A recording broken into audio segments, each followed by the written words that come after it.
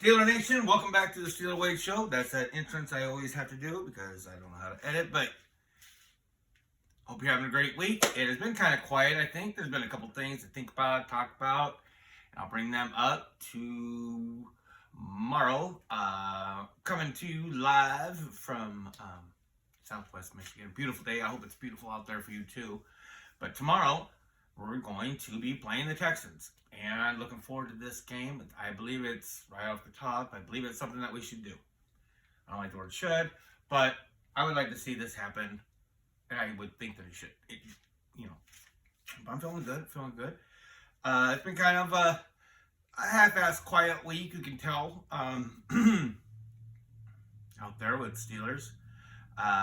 If you're following anything, like all these people talking about the Jonathan Taylor trade, kind of slow if they're talking about that, you know what I mean? If they're giving, so that's all that I'll talk about. I am not happy, obviously, to hear about Daniels is going to be out of the game. Sounds like with groin injury, I believe. And while that's terrible, here we have an opportunity. I believe Nate Herbig will be stepping in as guard. I can't say. I've been excited about Nate. I've talked a lot about him in this podcast. I'm looking forward to seeing him. This will be his first time out there with a uniform starting the game. And I'm looking for him and what happens while he's out there. I can't say that he's a better guard than Daniels, but he's a different type of player, and maybe this is a different energy that at right this point of the wave it could get caught in just correctly. So I'm looking for Nasty Nate to be a Steeler tomorrow. And what else did I gotta say about that guy? I do believe that he's probably a little bit better, possibly at rush blocking. He might be a little bit better at that than Daniels because Daniels is so good at, he is really great at pass blocking. He's a great guard. But as far as the rushing, Nate may be a little bit better. He's more of a bruiser, So I guess all that thought about the whole Daniels, the center, and all that other stuff is out the window. It's crazy how much time we think and talk about things that are just absolutely void in the future. But here we are. Another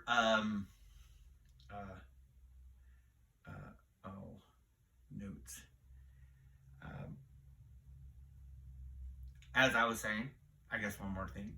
As far as with Nate, Nasty Nate being out there, I assume right guard. He's going to play right guard.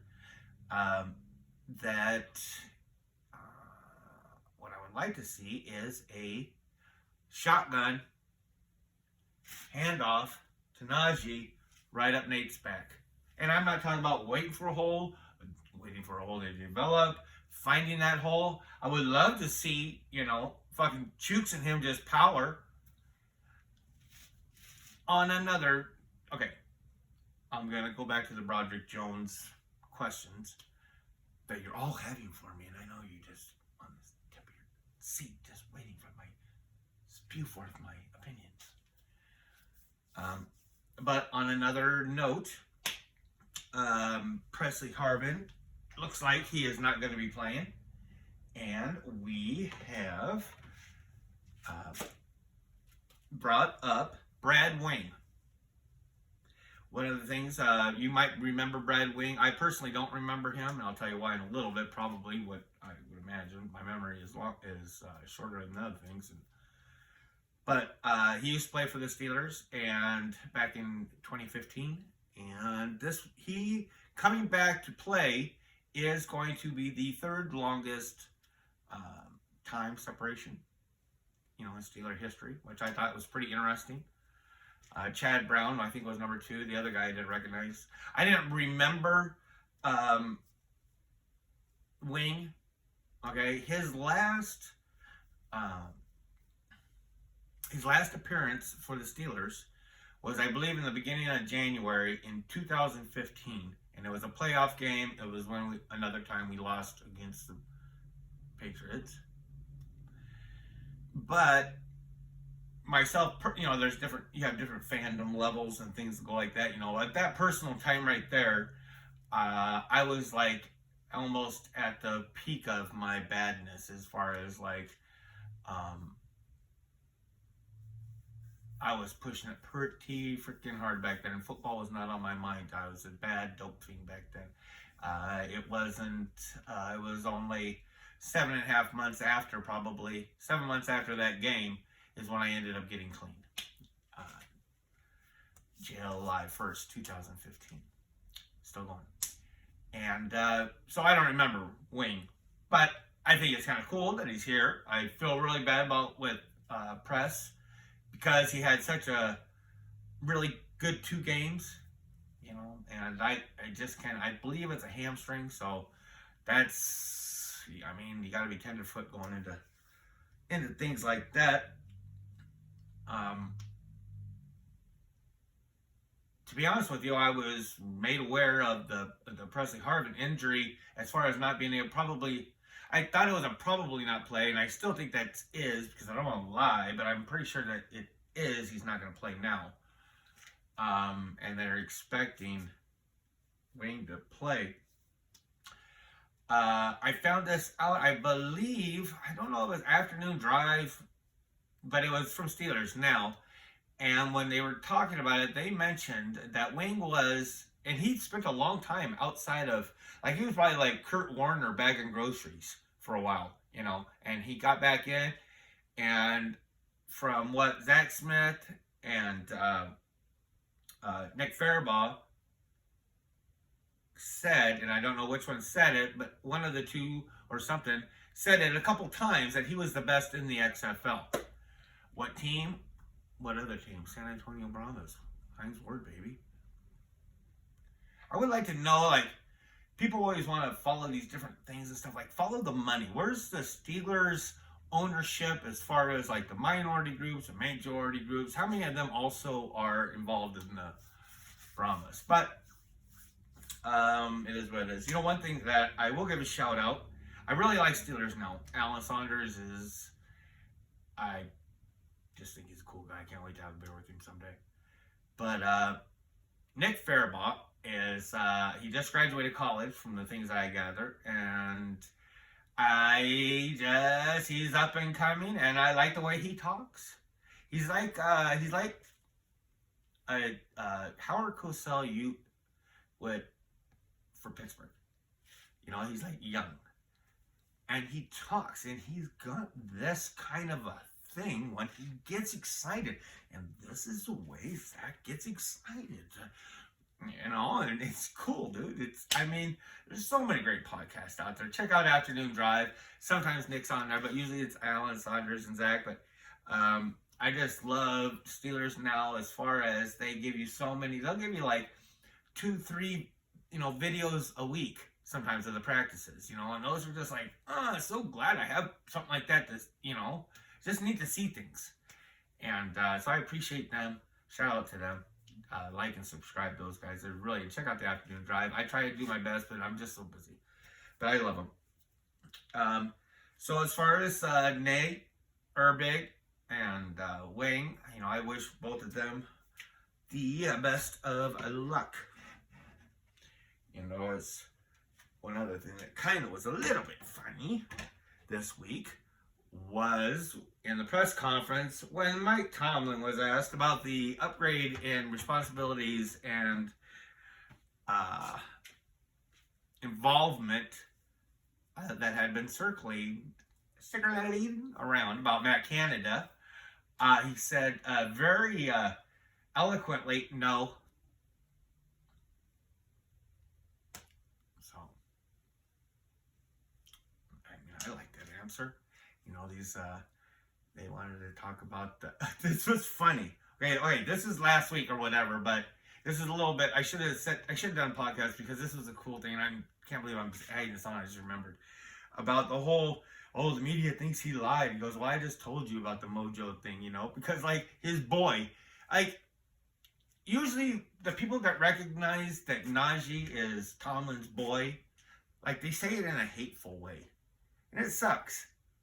You know, it really does. You know, like whenever they say like, "Oh, Najee's his boy," you know, Najee's his favorite, Najee's his this or that. You know, it's always in a shitty ass way. You know, if he fucking connects with this guy, like, I want my first jersey. He's a neat guy. I know it's football.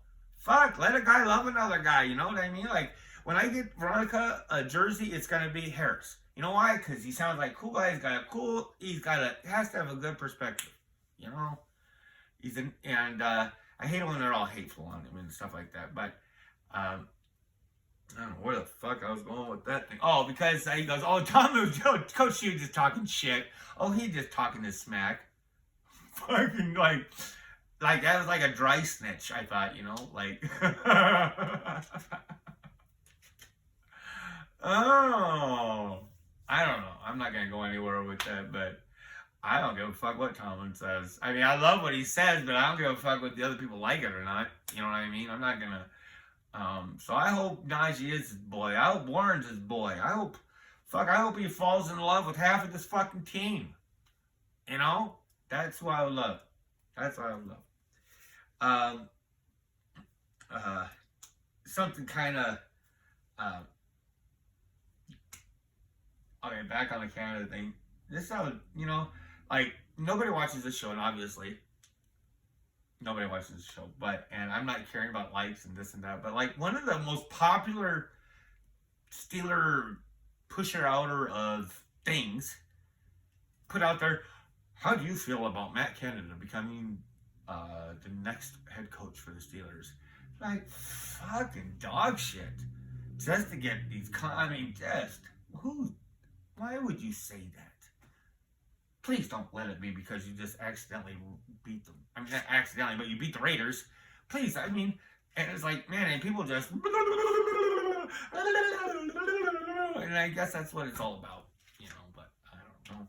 I am not very happy about, like, you go through different times and you get realization that you might be this, you might be that. And I think that I have kind of come to this thing where I might be like what they call a fanboy.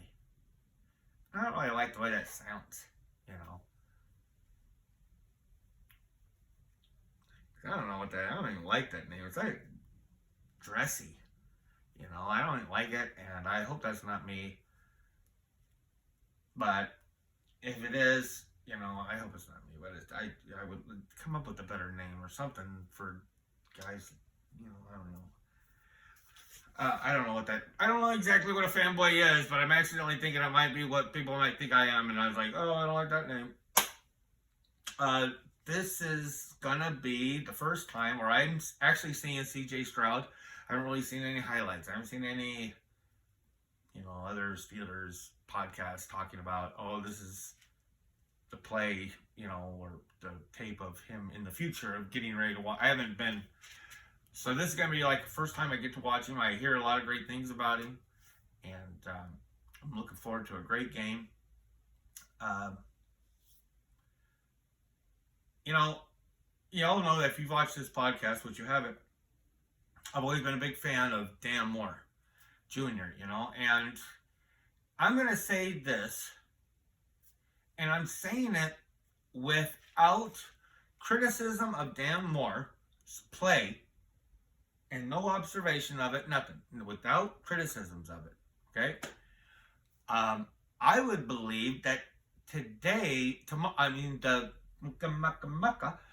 the Texans game would be a great opportunity for Broderick to get out there. You know, I believe Will Anderson will be coming on that side. I'm not sure. But you know,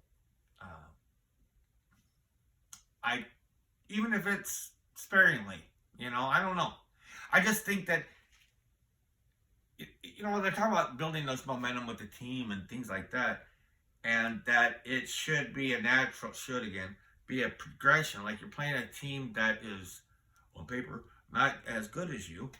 So these things should go forward for you. So you have like less opponent skill against you. And I would think that it's a little less risky. You can go a little more chauncey and let the kid play a little bit. Same with Joey Porter Jr. That's another big thing that's going around. And I'm not saying play him more, Joey Porter Jr., out of lack of what's going on in our quarterback room. But I'm looking forward to the scheme when we play a team that man coverage is going to be, what we go with a lot more. Utilizing him more, and seeing what he's got, seeing if he can stay away penalties and things like that. And I think I just don't know. It seems like, from what I've gathered, I don't know dick about CJ Shroud, but his accuracy is supposed to be unreal, okay? That's the one thing I've gathered. So it seems like if you're working against a very accurate quarterback, wouldn't you play less zone defense? You probably play more man. I don't know. I hope I'm not talking out of my ass on that one. I really don't know which is the better strategy, but I think that's the way it would be. And hopefully that would give an opportunity for him to showcase his skills, or at least develop them a little bit by cutting his teeth some more with maybe 10, 15 snaps or more. Same with Broderick, and I think this is an opportunity to do something. Here I am. I'm going to talk out of both sides of my face. On one side, I want to say that I want to see an extra lineman and maybe running, a 12, 1, 2, whatever, and I want to see the two tight ends. I want to see Darnell Washington behind Broderick. I want to see a Georgia push. All right, I got to end this thing, folks.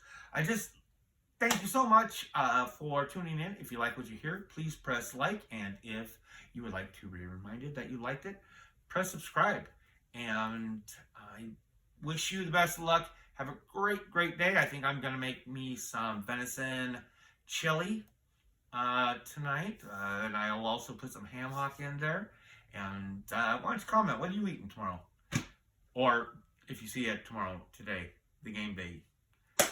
Isn't it nice having like a normal 1 o'clock day? Folks, have a great night. Steeler Nation, you're the best. I don't go with that other way. Oh, we're playing the Texans. What's going to be at the Texans?